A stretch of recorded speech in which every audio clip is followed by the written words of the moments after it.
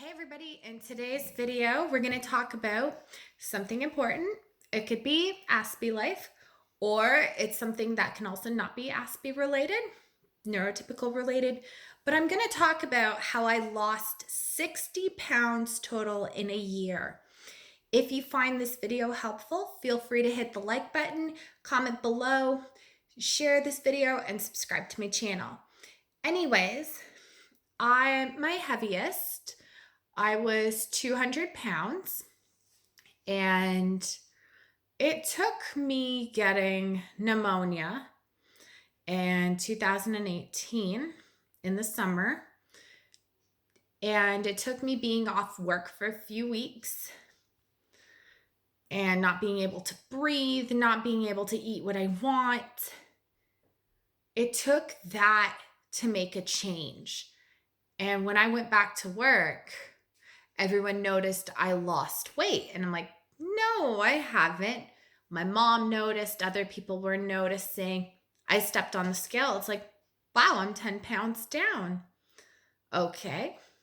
So, one of the things that I did was I ended up focusing on nutrition first. Then I kept losing some of the weight gradually. And that's when it clicked in. I'm like, you know what? I'm liking this path. I'm liking where it's going. But right now, I'm just not ready to go to the gym yet. Once I hit a small plateau, that's when I knew it was time to go to the gym.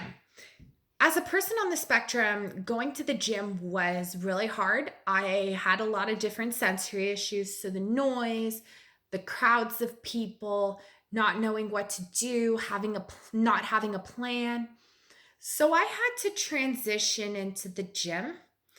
And I first started off, it was a routine just to get the feel of it. So I did a week trial membership, and it was just going on the treadmill to warm up, and then some basic strength exercises. Let's just say that week membership then turned to a 3-month membership. Those basic exercises then turned into going to classes and writing down a routine and taking everything that I learned from those classes and bringing them with me. And what happened from there was I still focused on my nutrition, but I used a rule where I was eating clean 100% of the time in the beginning. But then I had a rule where you eat 80% nutritious, then the 20% least nutritious. So it wasn't just what I was eating, it was also physical health. And in the new year, January 2019, I made the decision, saved up, budgeted, and hired a trainer and stuck it out. Not only was I going to the classes, but I was also keeping my nutrition on par. I was using MyFitnessPal and Fitbit to track every calories, and I had to find out that I had to be in a caloric deficit, and also tracking macros is very, very important. And that's where I also learned it was your liquid calories. A glass of wine still counts as having calories, even that cup of coffee. Anyways, something I had to learn too was to hold myself accountable. And it took me a year to lose 60 pounds total. The trick was that I was very consistent. Even when I hit the plateaus, I would get in the habit of when I hit a plateau, I would switch something up. I increased my exercise. I increased more strength. I was able to build, and I still have been building a lot of muscle. But the trick was being patient. There was no fad diet that I followed. Like, I don't believe in fad diets like keto. No offense to anyone who takes keto or paleo, or people say, like, I go on this diet and I'm trying to lose all this weight. But the trick is, it's not about how quickly you lose the weight, because the quicker you are to lose the weight, the quicker you are to put it back on. Another thing is, I rarely eat after 7. So I have a time where I don't eat after, just because my that's where I go into fasting. That's where I like to fast. I prioritize whole foods because it's not just going to the gym and being consistent with it. It's also your diet and prioritizing those whole foods. So I ended up going from 200 pounds to 140 pounds, but it took me a year. And it took me a year to sticking it out with a trainer.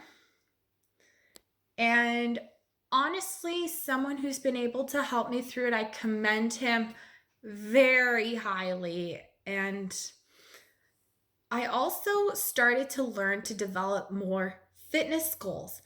So, where do I want to take this fitness journey? So, for me, I've taken it into more running because I'm training for a big race in March.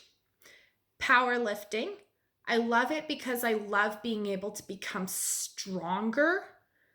I love the look that it gives me. With running, I love to be fast. Powerlifting, I love to be strong. And CrossFit, because I have that competitive side to me. And with CrossFit, I can do both. I can lift, I can run, but it requires a great deal of balance, and it requires a great deal of having a certain time and a place to do that. So, like in the off season of running and racing, I focused on a lot of building my strength, but also cross training. And that's how I ended up losing 60 pounds, keeping it off. And because it's now been a year and 6 months, I wanted to make this video of my progress.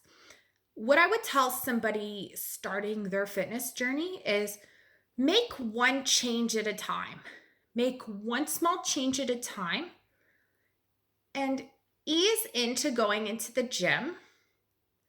It's worth the investment. Hire a good trainer if you're someone who's unsure of like where to start, where to go, even if it's just like for a tour, how to do certain exercises.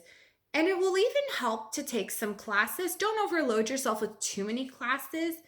Know which ones are going to be of a benefit, which ones aren't necessary. Now, with classes, I find with myself, I found with classes that there's only certain classes now that I take, but they're more of a tool. They're not my be all and end all to a workout. And when you hit a plateau, look over and find out what it is that's causing it and then break it. I had a plateau for 10 days. I had a plateau for a month. So it just means it's not a bad thing, but it means you have to switch up something. It basically means it's time for change. Get in the habit, learn to embrace change. Don't fear change. And what I mean by learning to embrace change is basically meaning that don't be afraid of the journey. Don't be afraid of having to make sacrifices, because at the end, they're worth it. I sacrificed eating out a lot, but at the end, not only did I save money there, but it was worth it. It doesn't mean I won't at all, but I learned how to make healthier choices, and I also learned balance. What's also just as important as physical health and losing the weight is mental health. Mental health, emotional health, and spiritual health. So make sure you have that balance. If you fall off track like once, or say you go a week without going to the gym, or you go a few days without going to the gym, or say you have one cookie or one thing that's least nutritious, forgive yourself and get back on track. One brownie, one cookie is not going to cause all your weight to gain. It's not going to cause all this massive weight gain. It won't. Unless you eat 3,500 calories. Because actually, to burn off a pound of fat, you have to burn off 3,500 calories and stick it out. Don't look for, another thing I'm going to say is don't look for those quick fixes. Never look for the quick fix. It's not about how quickly you are to losing weight. It's not about how quickly you lose the weight. It's about not only losing it slowly, but doing it in a healthy way and keeping the weight off. Because I'll tell you, keeping the weight off is really hard. And it's important after you've gotten to your goal to set bigger goals. Set bigger goals, realistic goals, and keep yourself motivated and hold yourself accountable for those goals.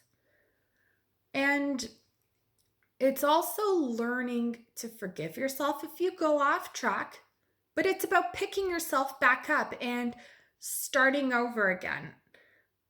And that's what's the most important. For me, I care about my health. So you won't find me eating processed junk. You won't find me eating anything that's greasy because it makes me sick to my stomach, or anything that's like least nutritious. And I was like that in the beginning. I'm like, I can't eat that. I'm going to gain weight. But I learned balance. It's okay if you have it in moderation, but don't have it every day. And then you work out a bit harder, you forgive yourself, and then everything else you eat is least nutritious. But it's not just it's not just the nutrition part, what you're putting into your mouth, what you're also drinking. Sleep is just as important. So I had to learn to develop proper sleeping habits, because your rest and recovery, that's what's the most important when losing the weight. And stick it out. If it takes you a year to lose the weight, several months. If it takes you 2 years or longer to get to your goal weight, stick it out so you can say you made it. And it's gonna be hard. I'm gonna tell you guys this. It's very hard. It was hard. But at the end of the day, you get what you put into something. You're gonna put the work in, you're gonna get the results back. And the more you say you love something, it will love you back. Stick it out so you could say you made it. And when you go to the gym, don't say there's no time. There is time. Even if you go in the morning, which I like to do, even if you go at night, even if you go for 5 minutes, you showed up. You showed up. You gave it your all. But put the effort in and plan what you're doing. That's what's important. Again, no shortcuts, because shortcuts are not worth it. Trust the process. Trust the journey. That's the important one. And be very, very patient, because it takes a lot of patience. Your last 10 and your last 5 are going to be the hardest. It took me a month to lose the last 5. But I'm glad I stuck it out. And even if you gain 5 back, it doesn't mean that you've necessarily gained fat. But for me, I started gaining muscle. I'm the mesomorph body type, where my body puts on muscle easily. So that's knowing your body type. I hope this video helps on how I lost 60 pounds. I went from 200 pounds to 140. And again, stick it out so you can say you made it. If you like this video, feel free to hit the like button, comment below, subscribe to my channel. Peace and blessings, everyone.